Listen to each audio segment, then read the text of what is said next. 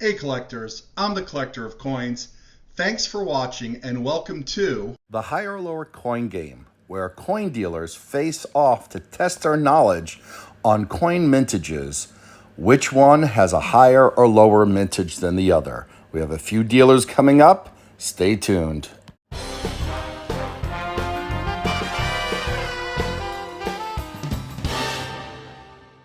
Today we have three dealers playing the higher lower game. We have Buffalo Bob from Buffalo Bob's Coins, we have Dave from Anglo Coins, and we have Scott from Scott's Coins.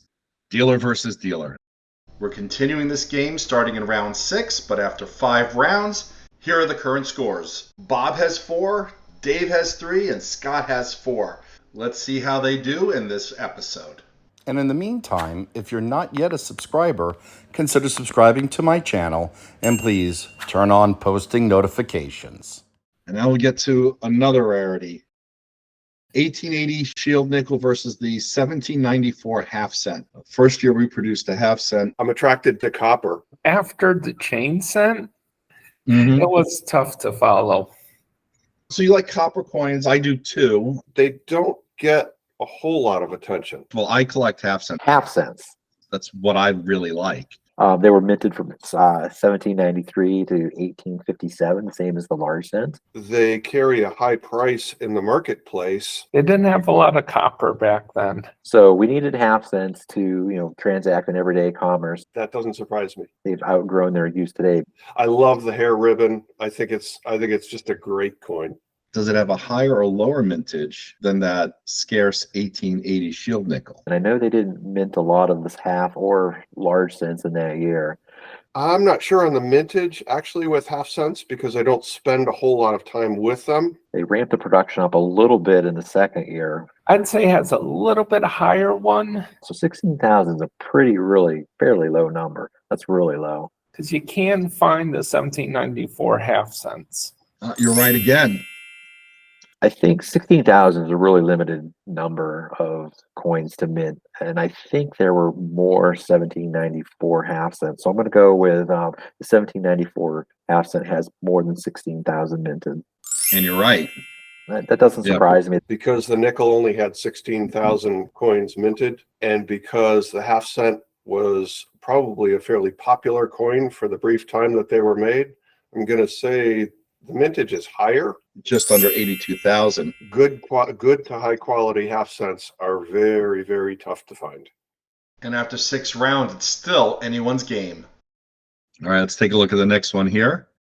The 1935 Connecticut half, does it have a higher or lower mintage than the half cent? The classic commemorative is another thing that's grown on me. I've never owned a Connecticut half dollar. Well, pictures the Charter Oak. Have noticed, and anybody who collects the commemoratives know that some of these can be like really, really low mintage. I love the design of the tree. By the way, a side note, I happen to have an original leaf from the original Charter Oak tree. That was hidden in the Charter Oak tree. Permission from the Crown for Connecticut to be able to do the coinage. Does the 1935 Connecticut half dollar have a higher or lower mintage? Yeah, because the commemoratives, I think I'm going to say the mintage. I was going to say higher, but I'm going to go that I think it's lower. Is lower, which is a little risky guess. the lower mintage than 81,600. I think I'm sticking with it. Let's take a look.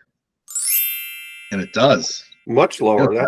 That surprises me. These were not meant for circulation, which is one of the reasons why they produced a smaller amount. All right, let's move on. So, compared to the 1935 Connecticut half dollar, does the 1863 seated dime have a higher or lower mintage? What are your thoughts on the seated Liberty design? I do like the seated design. Disclaimer here, I cannot be impartial. I like the design. The Liberty sitting there with the shield. I am a member of the Liberty Seated Collectors Club. More expensive market overall. The run was quite extraordinary. It was long, as depending on the coin, but it was from the 1820s, 30s, all the way through the late 1890s or 1880s, 1890s. It kind of ties in a lot of the earlier design devices. They did a lot of detail with the drapery when they could have kept it simple, I thought it was a great design. not a lot of lines in the drapery. I like the theme, standing on the rock, the shields there. I think the field could have been filled in a little bit more. It may have been influenced by somebody else, because that was the same time the British coinage came out with Britannia on a rock also. Many years there, most of our coinage was seated Liberty design. Underrated design and underrated coin. It doesn't get as much attention compared to some of the other designs out there. The seeded is, not as hard as the drape bust, but you just don't go out and see a case full of seeded stuff unless that particular dealer specializes in seeded Liberty stuff. Does the 1863 seeded dime have a higher or lower mintage than the 1935 Connecticut commemorative $50? Just because I'm involved in the society doesn't mean I've memorized all the mintages of the series. I think the dime would have been more in circulation. So I really haven't studied the mintages on the seeded stuff. A little bit higher. Lower. Bummer.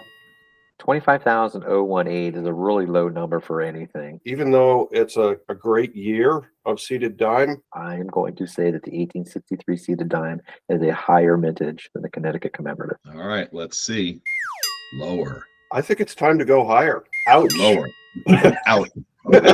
So unfortunately, no one got points this round. Let's keep going. So very small mintage on the 1863 seeded dime compared to the 1960 D Mercury dime. Thoughts on the Mercury dime or the Winged Liberty? Has the Winged Liberty on the front and then the torch on the back. People thought it was the god Mercury. And I just don't like the obverse. That's how it got the name Mercury design. They're too small. I just don't like Mercury dimes. But it's actually a Winged Liberty design. I don't know. Winged Liberty is a mouthful. It's another design that's just okay for me. The obverse is a little bit of confusion. Although I have to be honest, I have a bias to calling it a Mercury dime. And Mercury dime flows better. Although I have a 42 over 1. Key date, like the 16Ds, obviously, a big one that everybody wants for their collection. And I think it's beautiful because of the error.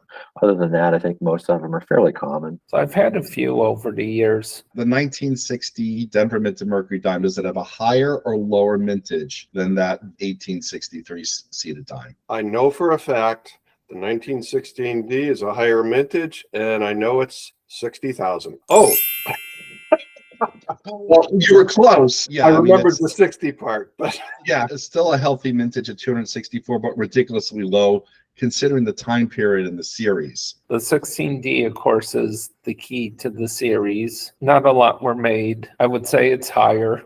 Higher, all right. Oh yeah, quite a lot higher actually. Yep. I know there are definitely very few minted. That's why they go for $500-$600 even in AG3. I don't think it's much higher, but I think it is a little bit higher. All right, let's take a look. Yeah, quite a bit higher. Oh, it is. It's a bit surprising, but again, 14,000 is such an absurdly low number. All right, and everyone bounced back in this round. Everyone got this correct. All right, so we're moving on to the next one. So the 1913 Gold Half Eagle, does it have a higher or lower mintage than the 1916 Denver Minted Mercury dime? I think it's a good design. The Incuse design. I'm not familiar with that. No. Are you talking about the Princess? Nice looking. Well, yeah, they are nice looking. I do like it. I'm sorry, you cut out when you said Indian, so I didn't hear that part. That Indian design, I think, is a beautiful coin. Very different, very nice looking, very hard to grade.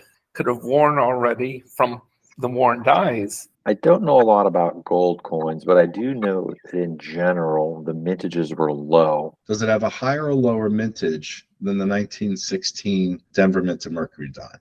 I mean, $5 in gold was quite a bit back then. I'm going to say the gold coin is a lower mintage. It's got a much higher mintage. So I'm going to say the mintage on the 1913 Gold Half Eagle is lower than 264,000. Okay, let's see. Actually, surprisingly higher. That's a very high number for a gold coin. I think it was more bank-to-bank transaction type thing. I think it's higher, Okay. but I know I can easily be wrong on this one. Oh, you're right.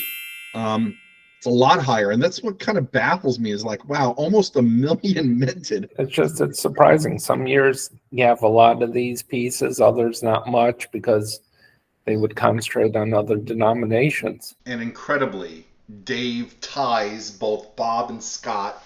After 10 rounds, we're all tied up at 7 apiece. Great job, everyone.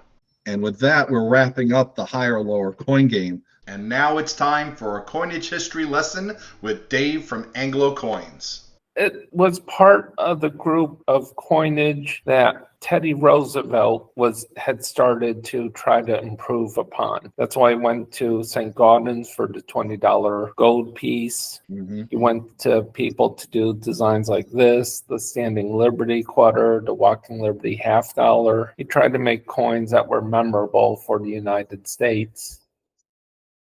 Please leave a comment and let me know how you did. Thanks for watching, and as always, happy collecting.